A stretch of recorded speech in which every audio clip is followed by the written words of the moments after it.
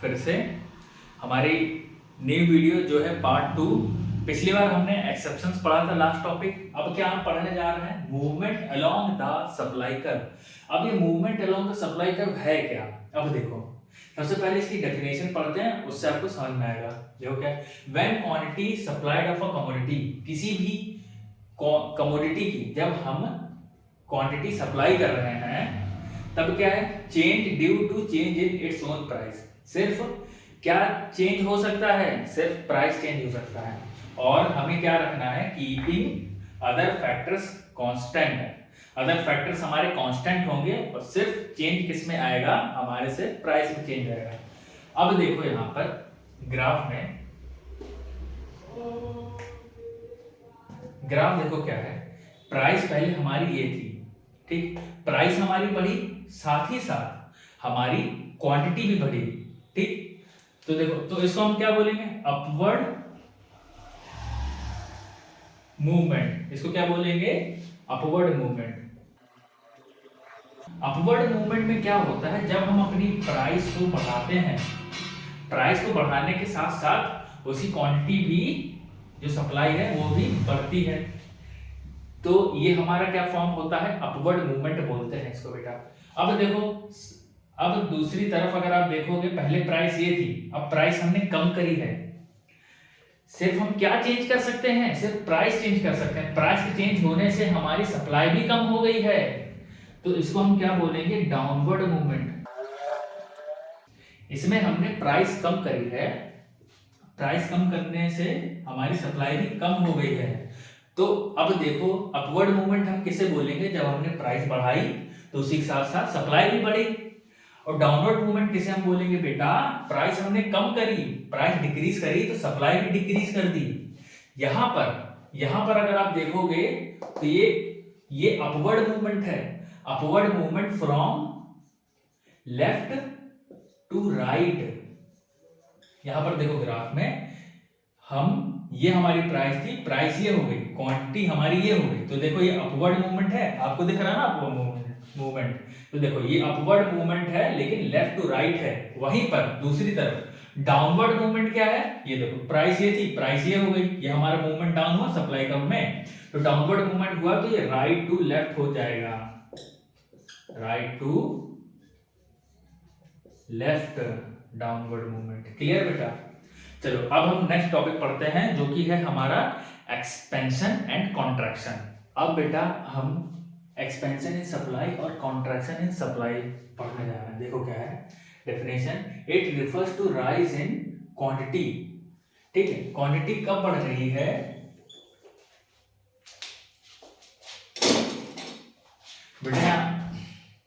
बेटा यहाँ पर क्वांटिटी कब बढ़ रही है, due to increase in price of commodity. उस कमोडिटी की प्राइस चेंज होने पर हमारी क्या हो रही है, कमोडिटी बढ़ रही है। देखो प्राइस पहले 20 रुपए थी, पहले 20 रुपए प्राइस थी, अब क्या हो गई 25 रुपए।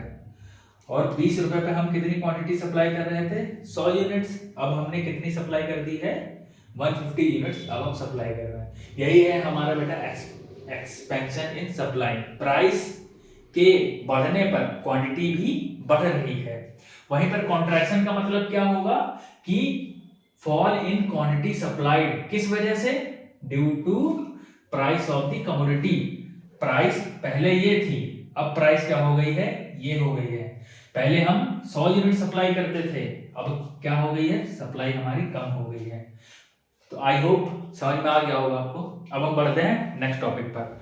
बेटा पिछला टॉपिक में हमने पढ़ा था movement along the supply curve. अब हम समझते हैं शिफ्ट इन सप्लाई कर्व क्या होता है। अब देखो यहाँ पर पहले डेफिनेशन पढ़ते हैं तो आपको क्लियर हो जाएगा। देखो, when supply of commodity changes, supply change हो रही है किस वजह से, due to change in any factor other than price. मतलब प्राइस यहाँ पर चेंज नहीं हो रहा है, यहाँ पर दूसरे फैक्टर्स के चेंज होने पर हमारी सप्लाई में चेंजेस आ रहे हैं, हमारी सप्लाई बढ़ रही है और घट रही है। चलो ये जो फैक्टर्स हैं, फैक्टर्स क्या क्या हैं, जैसे हमारी प्राइस ऑफ रिलेटेड कमोडिटी। अब इसमें मैं बताऊं, समझ लो कि एक ब्रू कंपनी कॉफी है और एक नेस्कैफे है। अब बताओ, अगर ब्रू अपने प्राइसेस बढ़ा देगी, ठीक है, और यहाँ पर देखो नेस्कैफे के प्राइस जो है वो सेम है, अगर ये अपने प्राइस बढ़ा देगी ब्रू, तो तुम देखोगे कि नेस्कैफे अब सस्ता हो चुका है। जब ये सस्ता हो जाएगा तो ऑटोमेटिकली इसकी सप्लाई बढ़ जाएगी। क्या इसके प्राइस में चेंजेस आया? प्राइस में चेंजेस नहीं आया, सिर्फ पर फिर भी ये सप्लाई बढ़ गई। क्यों बढ़ी? क्योंकि जो अदर फैक्टर्स हैं, अदर फैक्टर्स यहाँ पर क्या है, हमारा प्राइस ऑफ रिलेटेड कमोडिटी, उसमें चेंज आया, ठीक है। ये चेंज होने पर हमारी नेस्कैफे की सप्लाई बढ़ गई, जबकि उसकी प्राइसेस कांस्टेंट है, ठीक। और अदर फैक्टर हमारा, अगर बेटा कॉस्ट अगर ज्यादा हो जाएगी तो क्या प्रोड्यूसर सप्लाई करेगा ज्यादा? नहीं करेगा सप्लाई ज्यादा, क्योंकि अगर आप कॉस्ट ज्यादा हो गई तो उसका प्रॉफिट मार्जिन भी तो कम हो जाएगा ना। प्रॉफिट मार्जिन अगर कम हो गया है तो पहले जितना प्रॉफिट हो रहा था अब उतना प्रॉफिट नहीं हो रहा है, तो क्या अब वो ज्यादा सप्लाई करेगा? कम सप्लाई कर देगा। और जैसे गवर्नमेंट पॉलिसीज, गवर्नमेंट ने टैक्सेस बढ़ा दिए तो फिर भी उसका जो प्रॉफिट है वो कम हो गया है। तो अगर टैक्सेस गवर्नमेंट टैक्सेस बढ़ा देगी तो ये सप्लाई कम कर देगा। अगर वहीं दूसरी जगह ये टैक्सेस कम कर दे, मतलब सब्सिडी दे देगी, तो ये सप्लाई बढ़ा देगा, क्योंकि भाई सब्सिडी दे दी है तो इसका प्रॉफिट भी तो बढ़ गया ना। अगर वहीं ये 30% टैक्स देता था और अब ये 10% टैक्स देता है, तो अब बताओ प्रॉफिट किसमें ज्यादा होगा? इसमें प्रॉफिट ज्यादा होगा, इसी वजह से वो सप्लाई भी बढ़ा देगा। तो आपको ये जो अदर फैक्टर्स हैं वो क्लियर हो गया ना। देखो शिफ्ट इन सप्लाई कब कब आएगा? जब प्राइस यहां पर चेंज नहीं होगी। क्या चेंजेस होंगे? अदर फैक्टर्स चेंज होंगे। अब देखो ग्राफ पर आते हैं हम लोग। देखो बेटा यहाँ पर प्राइस आप देख रहे हो कांस्टेंट है, प्राइस में कोई चेंज आया? कोई फ्लक्चुएशन नहीं है। फिर भी पहले हमारी ये सप्लाई थी, ठीक है, सेम प्राइस पे, लेकिन अब शिफ्ट आ गया है तो हमारी सप्लाई देखो बढ़ गई है। मैंने बताया ना आपको पहले क्यों इन फैक्टर्स ने कैसे सप्लाई पर इफेक्ट डाला। ब्रू की जब प्राइसेस बढ़ी तो नेस्कैफे की प्राइस तो सेम थी, लोग नेस्कैफे सस्ती पड़ रही थी, लोगों ने नेस्कैफे खरीदना शुरू कर दिया। अब नेस्कैफे में प्राइस में चेंजेस नहीं आया है, फिर भी वो सप्लाई बढ़ गई है। ये देखो पहले इतनी सप्लाई कर रहा था, अब इतनी सप्लाई कर रहा है। वहीं अगर आप देखें, वहीं दूसरी तरफ अगर ब्रू अपने प्राइसेस कम कर दे, ठीक, नेस्कैफे ने प्राइसेस चेंज नहीं करे हैं, पर नेस्कैफे की सप्लाई तो कम हो गई ना, क्योंकि अब लोगों को ब्रू की कॉफी सस्ती पड़ रही है, जिस वजह से वो अब नेस्कैफे कम खरीद रहे हैं।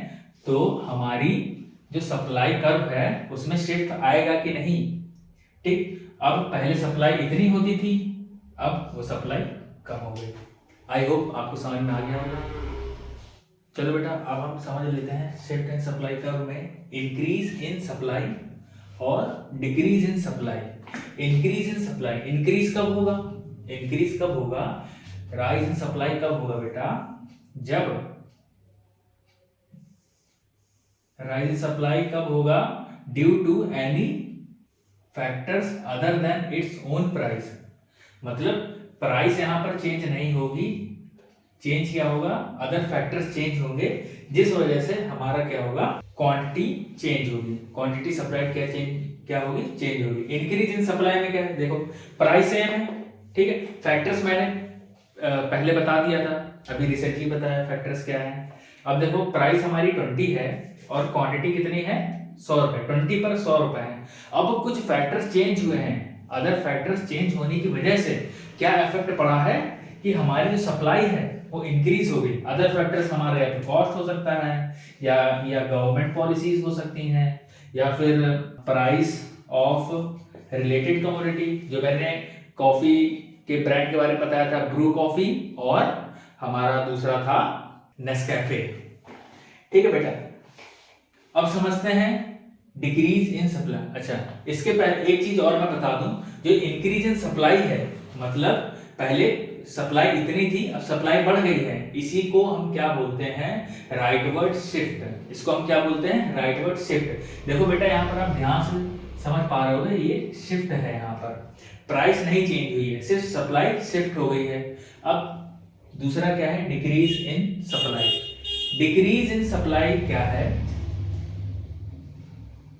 इसमें सप्लाई में फॉल आया है। क्या आया है, सप्लाई में फॉल आया है अदर फैक्टर्स की वजह से। अदर फैक्टर जैसे हमारी कॉस्ट बढ़ गई है, ठीक, हमारा जो गवर्नमेंट पॉलिसीज हैं टैक्सेस बढ़ा दिए हैं, ठीक, टैक्सेस बढ़ा दिए हैं। जो हमारा रिलेटेड कमोडिटी है उसके प्राइसेस, जो हमारी रिलेटेड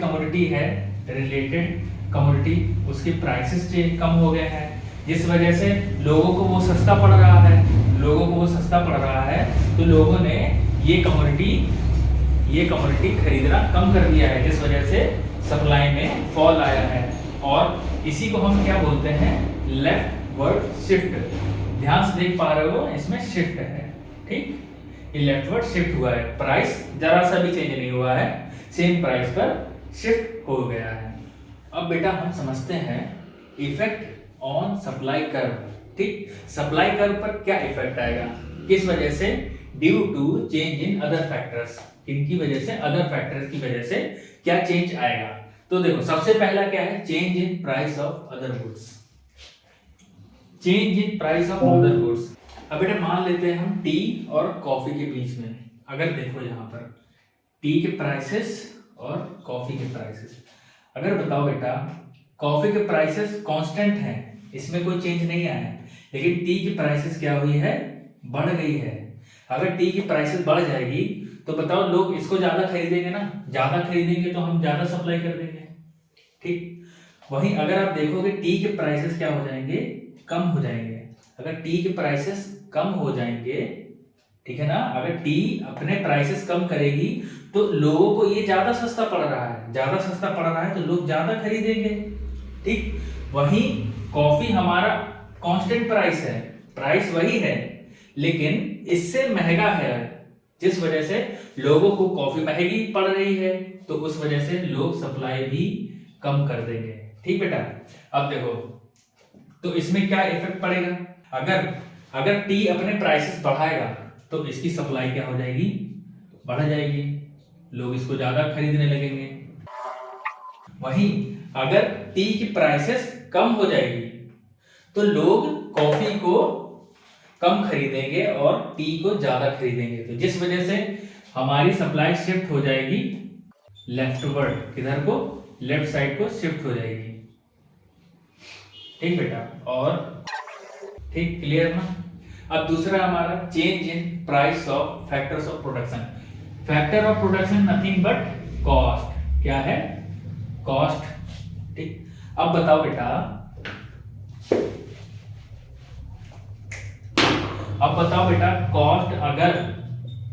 कॉस्ट अगर बढ़ जाएगी, ठीक, उसकी कमोडिटी की अगर कॉस्ट बढ़ जाएगी तो क्या उसका प्रॉफिट मार्जिन कम नहीं हो जाएगा, उसका प्रॉफिट कम हो जाएगा ना। तो भाई तो सप्लायर भी, जो प्रोड्यूसर है वो सप्लाई कम कर देगा। अगर दूसरी जगह अगर आप देखोगे, अगर उसको सामान जो रॉ मटेरियल है सस्ता पड़ेगा, मतलब अगर उसकी कॉस्ट कम आएगी तो सप्लाई ज्यादा करेगा वो, क्योंकि उसका प्रॉफिट मार्जिन अब बढ़ चुका है, जिस वजह से वो और मोटिवेट होगा सप्लाई करने के लिए, ठीक है। सेकंड हो गया। अब थर्ड समझते हैं, change in the state of technology. New technology या एडवांस टेक्नोलॉजी की बात करें, अगर बेटे टेक्नोलॉजी अपग्रेड होगी, क्या होगी, अपग्रेड होगा, तो क्या हमारा काम बहुत तेजी से नहीं होगा, क्या एफिशिएंट वे में नहीं होगा काम, ठीक है, फास्ट नहीं हो जाएगा, फास्ट काम हो जाएगा, तो जो हमारी ओवरऑल कॉस्ट लग रही है वो हमारी कॉस्ट नहीं बच जाएगी, जो हमारे एक्सपेंसेस हो रहे हैं क्या वो हमारे कम नहीं हो जाएंगे। अब बताओ एक्सपेंसेस कम हो जाएंगे तो क्या हमारा प्रॉफिट नहीं बढ़ेगा, अगर हमारे एक्सपेंसेस कम हो जाएंगे तो हमारा प्रॉफिट बढ़ेगा, प्रॉफिट बढ़ेगा तो भाई प्रोड्यूसर जो है वो सप्लाई भी बढ़ा देगा। वहीं अगर हम ओल्ड टेक्नोलॉजी यूज करेंगे तो हमारा काम भी धीमे धीमे होगा, हमारे एक्सपेंसेस भी ज्यादा लगेंगे, एक्सपेंसेस ज्यादा होंगे जिस वजह से हमारी प्राइस, अरे जो हमारा प्रॉफिट है वो भी कम होगा, प्रॉफिट कम होगा तो प्रोड्यूसर भाई निराश होकर सप्लाई भी कम करेगा, क्योंकि प्रोड्यूसर कब सप्लाई बढ़ाता है, जब उसका प्रॉफिट इंक्रीज होता है ना बेटा, तभी तो वो मोटिवेट होगा ना ज्यादा सप्लाई करने के लिए। अब क्या है नेक्स्ट क्या है, चेंज इन टैक्सेशन पॉलिसी। अगर मान लो अभी जो जीएसटी लगता है, अभी जीएसटी 18% है। अब सोचो कल मोदी जी आते हैं न्यूज में और बोलते हैं भाइयों और बहनों मैंने जीएसटी 28% कर दिया है, बोलो वाह वाह वाह। तो क्या आम जनता है वो खुन्नस नहीं खाएगी? अरे आम जनता की बात नहीं कर रहे हैं, यहाँ पे प्रोड्यूसर की बात कर रहे हैं। अब ये बताओ टैक्स बढ़ा देगी गवर्नमेंट तो क्या प्रोड्यूसर का प्रॉफिट कम नहीं हो जाएगा? प्रॉफिट अगर उसका कम हो जाएगा तो वो क्या सप्लाई नहीं कम करेगा? वहीं अगर दूसरी तरफ हम देखें, अगर गवर्नमेंट जो है सब्सिडी दे देती है और 18 की जगह वो सिर्फ 8% ही टैक्स वसूलती है, अगर वो 8% टैक्स कर देती है तो क्या बेटा जो प्रोड्यूसर है उसका प्रॉफिट नहीं बढ़ जाएगा? प्रॉफिट बढ़ जाएगा तो सप्लाई ज्यादा नहीं करेगा। ठीक, तो 4 पॉइंट क्लियर हो चुके हैं। तो बेटा अब जो हमारा टॉपिक है वो है price elasticity of supply. Price elasticity of supply क्या होता है? सबसे पहले समझते हैं इलास्टिक क्या होता है। इलास्टिक मतलब लचीला। ठीक है बेटा, इलास्टिक का मतलब लचीला होता है। अब देखो इसकी डेफिनेशन पर आते हैं। डेफिनेशन क्या है? It refers to degree of responsiveness. मतलब ये क्या बताता है? रिस्पॉन्सिवनेस। ठीक है, रिस्पॉन्सिवनेस क्या? It refers to degree of responsiveness of supply of commodity. ठीक है, कि कितनी कमोडिटी सप्लाई होगी, ठीक, with reference to change in the price of commodity. Price के चेंज होने पर हमारी सप्लाई कितनी चेंज होगी? ठीक है, मतलब प्राइस के चेंज होने पर हमारी जो सप्लाई है वो कितना रिस्पॉन्ड करेगी, वही हमारा क्या है? इलास्टिसिटी। ओके बेटा, अब हम इसके काइंड्स पढ़ने जा रहे हैं। काइंड्स देखो यहाँ पर, काइंड्स ऑफ इलास्टिसिटी। कितने काइंड्स हैं? 5 काइंड्स हैं। पहला है परफेक्टली इन इलास्टिक सप्लाई। क्या है? Perfectly in elastic supply. सबसे पहले समझते हैं इलास्टिक जैसे मैंने बताया क्या होता है? लचक। अब देखो रबर बैंड अगर हम खींचते हैं तो खिंचता जाता है, ठीक है, लेकिन ये तो हो गया इलास्टिक क्योंकि वो खिंच रहा है। इन इलास्टिक क्या होगा कि अब वो खिंच ही नहीं रहा है। ये जो रबर बैंड है अब वो खिंच ही नहीं रहा है। मतलब क्या है? अब उसकी सप्लाई बढ़ा ही नहीं सकते हैं। बेटा जो परफेक्टली इन इलास्टिक है इसका ग्राफ कैसा होगा?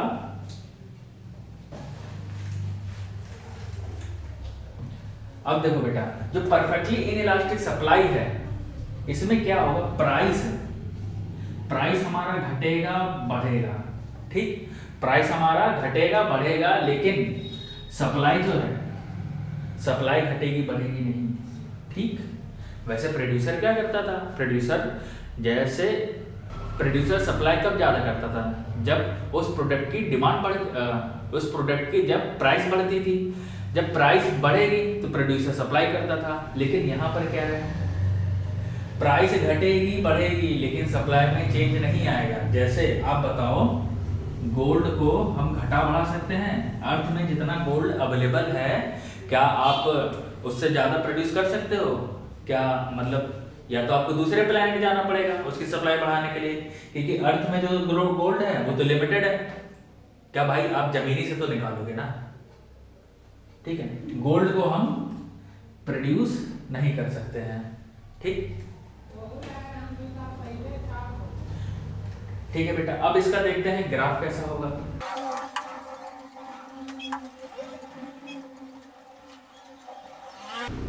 हाँ तो बेटा अब इसका ग्राफ देखो कैसा है। देखो क्वांटिटी जो सप्लाई है वो लिमिटेड है, लेकिन उसके प्राइसेस में फ्लक्चुएशन होगा, ठीक। उसके प्राइस में फ्लक्चुएशन होगा लेकिन क्वांटिटी लिमिटेड है। सच एज एग्जांपल क्या दिया मैंने, गोल्ड, ठीक, उसकी हम सप्लाई नहीं बढ़ा सकते हैं। ठीक, अब हम आते हैं यूनिटरी इलास्टिक में। अब बेटा यूनिटरी इलास्टिक से पहले हम ये परफेक्टली इलास्टिक पढ़ लेते हैं। अभी हमने पढ़ा इन इलास्टिक। इन इलास्टिक मतलब रबर बैंड नहीं खींच रहा है, मतलब सप्लाई बढ़ ही नहीं रही है। बेटा अब आप ये मेरे को बताओ कि क्या कभी सप्लाई, ये जो आप पढ़ रहे हो, परफेक्टली इन इलास्टिक सप्लाई हो सकती है क्या? नहीं ना। ये बेटा कंसेप्ट इमेजिनरी कंसेप्ट है, ठीक है, ये क्या है, इमेजिनरी कंसेप्ट है, इसका वास्तविकता से कोई लेना देना नहीं है। ठीक है, ये हमारा इमेजिनरी कंसेप्ट है। अब चलो ये भी हमारा इमेजिनरी कंसेप्ट है, पढ़ने के लिए हम पढ़ते हैं, लेकिन मेनली ये तीन ही यूज में होते हैं। प्रैक्टिकल लाइफ में सिर्फ ये तीन ही वर्क करते हैं। ठीक है, अब देखो परफेक्टली इलास्टिक सप्लाई। अब बेटा यहाँ पर इलास्टिक बोला गया मतलब लचक, मतलब सप्लाई में खूब सारा चेंज है। अब इसमें देखो प्राइस, सबसे पहले हम ग्राफ समझ लेते हैं। अब बेटा देखो परफेक्टली इन इलास्टिक, इसमें क्या होता है, इसमें बेटा प्राइस में चेंजेस नहीं आते हैं, ठीक है, लेकिन उसकी सप्लाई में बहुत सारा चेंजेस आ जाता है। समझ लो जैसे कि सॉफ्ट ड्रिंक वाली कंपनी है, ठीक है, इसमें क्या होता है ना कि क्लोज सब्स्टिट्यूट अवेलेबल होता है। जैसे हम बात करें कोल्ड ड्रिंक की, अगर कोका कोला के कोल्ड ड्रिंक वालों ने उसके प्राइसेस महंगे कर दिए हैं, ठीक है, तो लोग दूसरे की खरीद लेंगे, दूसरा ब्रांड खरीद लेंगे। तो अब क्या है, इनके पास चॉइसेस है, ऐसा नहीं है कि वो सिर्फ कोका कोला ही सिर्फ सॉफ्ट ड्रिंक बना रही है, तो अब इसके पास चॉइसेस है तो जाके दूसरा खरीद लेगा। अब यहाँ पर देखो सप्लाई आगे पीछे हो सकती है कि नहीं, ठीक है, अगर तुम कल को महंगा कर दो, कोका कोला ने अगर कल को महंगा कर दिया तो हम भाई थम्स अप पीने लगेंगे ना, तो इसकी सप्लाई देखो यहाँ से लेके इसकी शिफ्ट इधर हो जाएगी। ठीक, क्लियर कंसेप्ट। वहीं अगर ये सस्ता कर देता है, कोका कोला वाला सस्ता कर देता है, तो इसकी सप्लाई बढ़ जाएगी। ठीक, परफेक्टली इलास्टिक सप्लाई आ गया। इसमें क्या होता है, प्राइस अगर जरा सा भी चेंज होता है, हल्का सा भी चेंज होता है, प्राइस अगर इतना हल्का से चेंज हुआ तो जो इसकी सप्लाई है वो काफी चेंज हो जाती है, बहुत इफेक्ट पड़ जाता है। ठीक है ना, ये सिर्फ हल्का सा चेंज होने पर। ठीक, ये बेटा इमेजिनरी कंसेप्ट है, इसका वास्तविकता से कोई लेना देना नहीं है, ये सिर्फ हम पढ़ते हैं, लेकिन रियलिटी में क्या वर्क होते हैं, फिर से मैंने बोला आप लोगों को, ये सिर्फ तीन ही वर्क करते हैं रियलिटी में। ठीक है, अब चलो हम पढ़ते हैं यूनिटरी इलास्टिक सप्लाई। ठीक, यूनिटरी इलास्टिक मतलब जितना प्राइस चेंज होगा उतना ही हमारी सप्लाई में भी चेंज आएगा, और जितना हमारा प्राइस फॉल होगा उतना ही हमारी सप्लाई भी फॉल होगी। ठीक ना बेटा, ये कैसा है, इसका रिलेशन कैसा है, इसका रिलेशन डायरेक्ट रिलेशन है। कैसा है, डायरेक्ट रिलेशन है। ठीक, क्यों डायरेक्ट रिलेशन है, क्योंकि प्राइस बढ़ रही है तो सप्लाई भी बढ़ रही है, वहीं अगर प्राइस गिर रही है तो सप्लाई भी गिर रही है, दोनों एक साथ बढ़ेंगे, दोनों एक साथ नीचे जाएंगे। तो ये क्या है, डायरेक्ट रिलेशन है। अब इसका ग्राफ समझ लेते हैं कैसा है।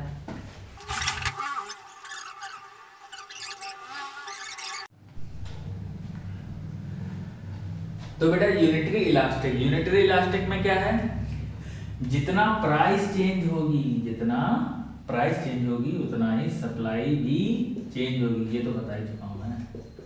ठीक है, अब देखो इसका ग्राफ कैसा है, प्राइस बढ़ी, प्राइस यहां से लेके यहां बढ़ी, ठीक, और सप्लाई भी हमारी बढ़ रही है, हमने क्वांटिटी सप्लाई बढ़ाई ना। ठीक, वैसे ही प्राइस हमने कम करी, प्राइस कम हुई तो क्वांटिटी सप्लाई भी कम हो गई है। ठीक है, ये हमारा यूनिटरी इलास्टिक।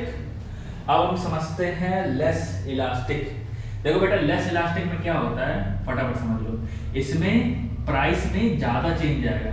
क्या होगा, प्राइस ज्यादा चेंज होगी, लेकिन जो सप्लाई है वो जरा सी चेंज होगी। कितनी होगी, जरा सी चेंज होगी। ठीक, प्राइस 100 से 200 चली जाएगी, लेकिन सप्लाई सिर्फ 20 यूनिट ही बढ़ेगी।